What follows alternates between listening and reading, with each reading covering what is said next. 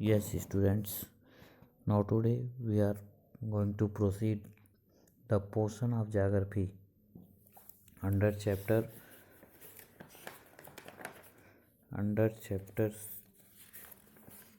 6 water.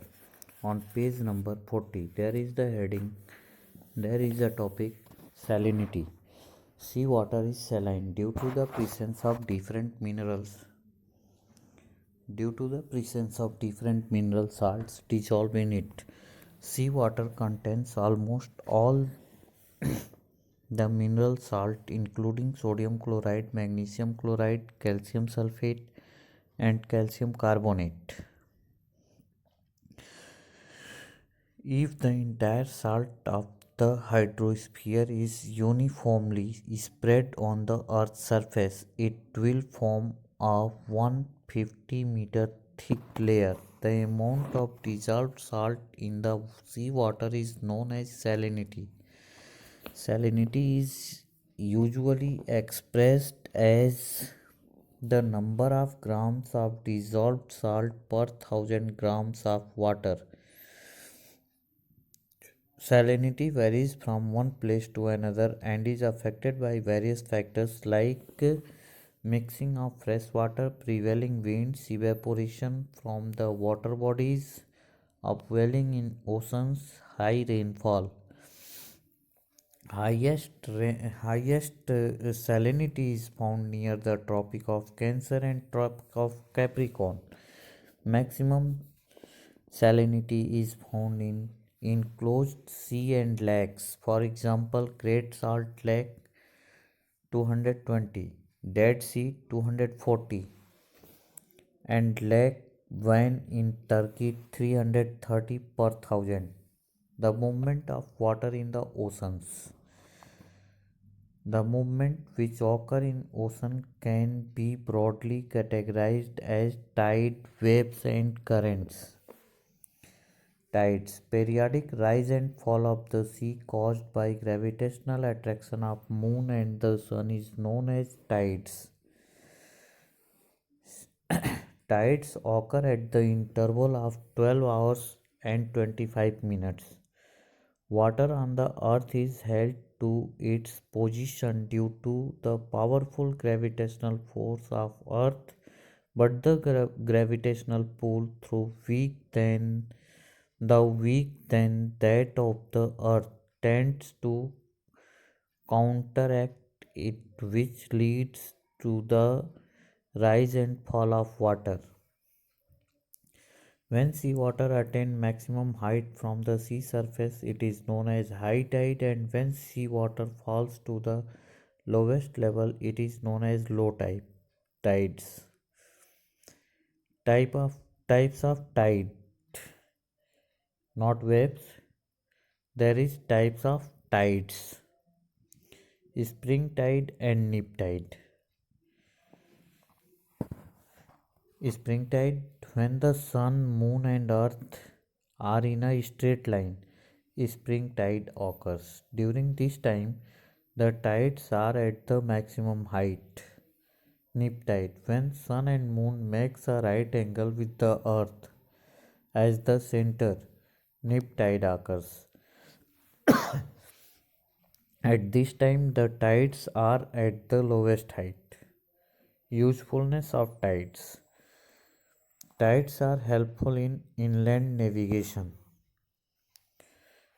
They, tides are useful in generating electricity.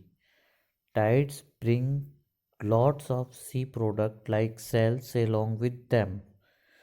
Fisherman goes to sea with high tide for fishing and come back to the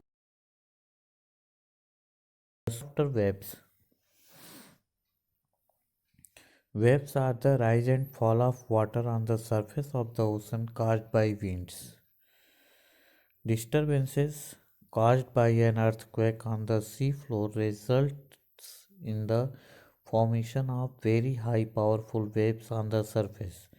These waves are known as tsunamis, which cause widespread destruction on the reaching of the coast.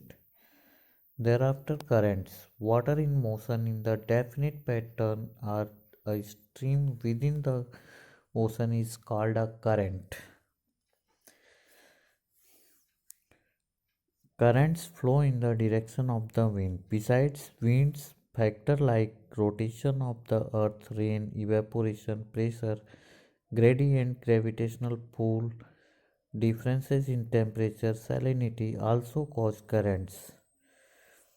Currents can be cold or warm depending on where they originate. Currents moving from the equatorial region to the polar region are warm currents. The Gulf Stream is an example of a warm current. Cold current move from polar belt to tropical belt. The Labrador current is an example of cold current. Influence of ocean currents. Ocean currents have great influence. Ocean currents have great influence on the climate and economic activities of the area. Warm currents rise the temperature over land surface while cold currents lowers the temperature of the coastal areas. Thereafter tsunami. Endogenic movements such as earthquakes and volcanic eruptions sometimes cause massive waves. These waves are known as tsunami. These waves cause massive destruction to the coastal areas in deep water. A tsunami can travel at a speed of 800 km per hour. Here, the wavelengths are large, measuring between 100 to 200 km.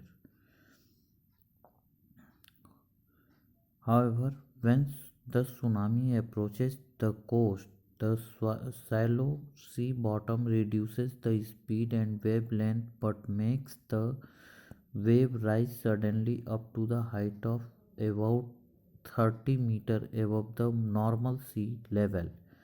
A tsunami is not a single wave but a series of waves, better known as a wave train. The first wave in a tsunami may not necessarily be the most destructive. With much fuzz and fume, there is much underwater turbulence, sucking everything under the tossing heavy objects around. Thank you. This chapter is over. On the next turn, I will give you the exercises and question answer of this chapter. Thank you.